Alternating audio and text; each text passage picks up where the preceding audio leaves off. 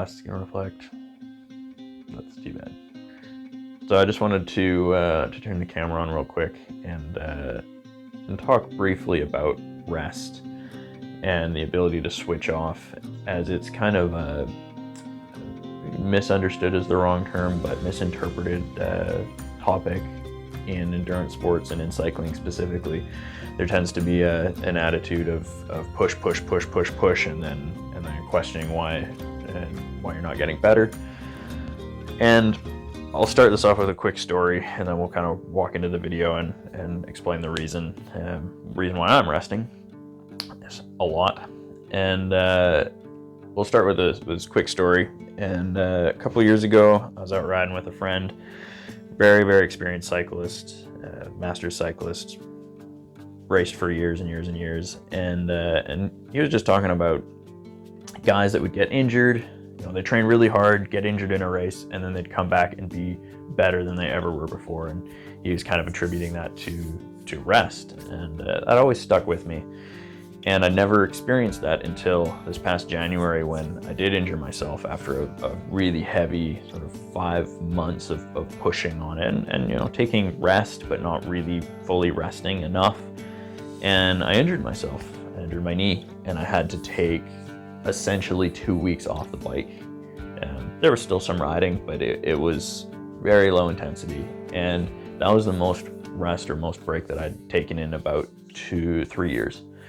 And I came out of that period and went ahead and PB'd pretty much every number that I set my mind to do. Hour, 20 minute, 10 minute, all the way up into sprints, 5 seconds. And it sort of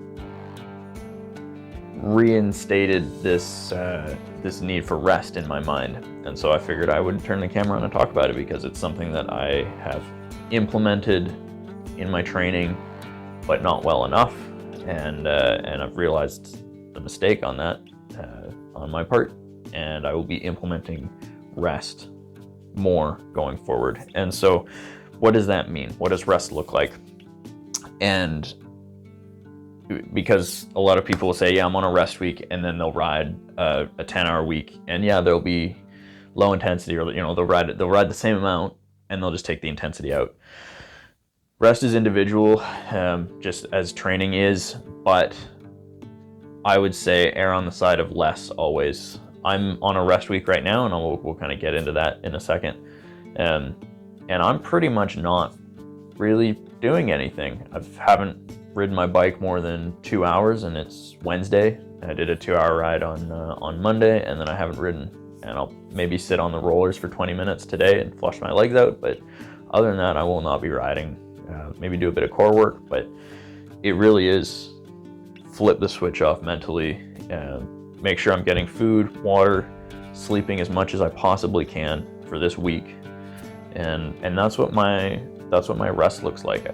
There can be situations where athletes will train very, very, very hard and then take a rest week, and by the end of that rest week they're sick, and they really haven't let their body recover, and their body has essentially come off the training load and crashed. I'm not going to get too deep into that, but I think being able to flip the switch off mentally is as much to do with not getting sick as being able to really rest physically. Because if you take a rest week and you're constantly stressing about not training, and you're I'm losing fitness, yada yada yada, that stress is going to build up by the end of the week, and you're going to suffer for it in a different way than training stress would.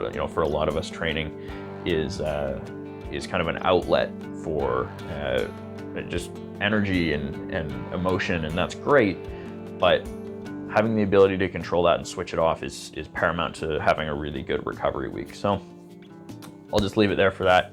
We'll kind of get into what I'm doing here. So the video you've seen previous to this was from a little 3-day trip to Vancouver Island, and for me it was really the start of my rest week, and I really switched off.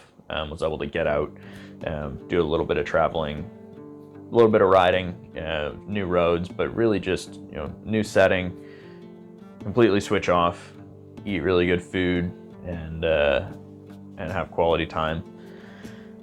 And that was a really, really good start to the rest week. And you saw the title. It's the last deep breath, figuratively, before race season prep. And so it's March 31st, April 1st. April Fool's Day is tomorrow.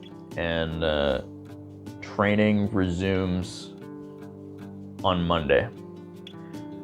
And it's going to be a 1-month block of race prep, basically. I'll be heading to Colorado in mid-May, and so this block of training that I'll be doing now really is leading into that. And so I'll take some rest before that, some true rest before that, and that's when the season starts. We've got team camp end of May. I'll be heading to Colorado before that to acclimatize, get used to the altitude. Team camp will be in Boulder. Obviously, all of this is COVID depending, but all you can do is make plans and see what happens. So that's the plan. Team camp, and then racing starts down in the States. And so for me, April really is the focused month of the last big focused month of training that I get before race season starts. And to be able to make that an effective month, I've had to really take a focused rest week and force myself to not ride, because if left to my own devices, I will ride and ride and ride and ride. So that's it. I just wanted to talk about the importance of rest and maybe my experience with rest and my attitude towards it can help kind of calm you down if you're worried about taking a rest, or you're worried about losing fitness. Don't be. Rest is important. Rest is when you adapt from the training.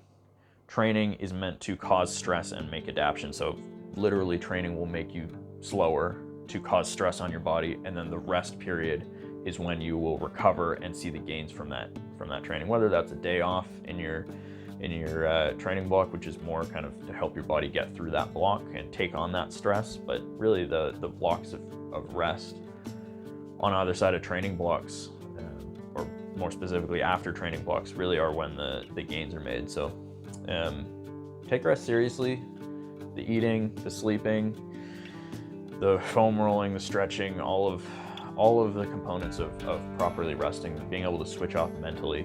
Take it all seriously, because that is the avenue to improvement in any sport, and cycling specifically because the volume is so high. So that's where I'll leave it. I'm gonna probably film some more this week, and I'll throw it up at the end of this video, and you can kind of see what I'm doing for recovery this week.